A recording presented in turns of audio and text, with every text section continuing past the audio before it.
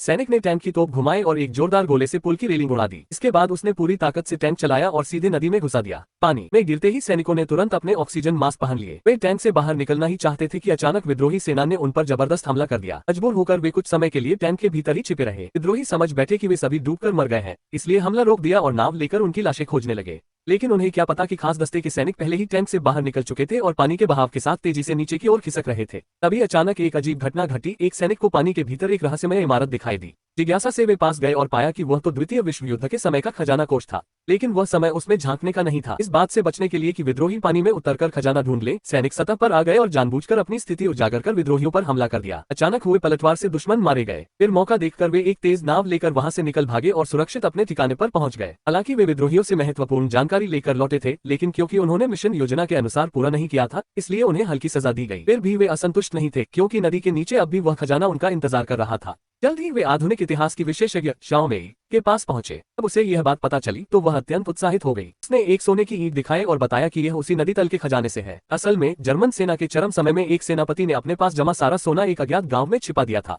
खबर लीक न हो, इसके लिए उसने पूरे गांव का संहार कर दिया, लेकिन कुछ लोग किसी तरह बच निकले। शाओमेई के दादा उन्हीं में से एक थे। भागते समय वे एक सोने की ईंट अपने साथ ले आए, लेकिन उसे छिपाने के तुरंत बाद वे सोवियत सैनिकों से मिले। सोवियत सेना उन्हें पहाड़ की चोटी तक ले गई ताकि बांध को उड़ाकर जर्मनों को डुबो सके। जैसे ही विस्फोट हुआ, अरबों टन पानी पहाड़ की तरह टूट पड़ा और पूरे गांव को बहा ले गया। जर्मन सैनिक और उनके सोने का सारा खजाना पानी में समा गया। सालों बीत गए, लेकिन वह खजाना कभी किसी को नहीं मिला। इसे पता था कि मिशन पर निकले सैनिक ही उसे खोज निकालेंगे। उन्होंने गोताखोरी का सारा सामान खरीद लिया और सोचा कि नदी की गहराई से सोना निकाल लाएंगे। लेकिन चूंकि खजाने का इलाका विद्रोहियों के कब्जे में था, इसीलिए सैनिकों को विमान से 10,000 मीटर ऊंचाई पर पहुंचाया गया और वे हवाई छलांग लगाकर चुपचाप खजाने वाली नदी में उतर गए।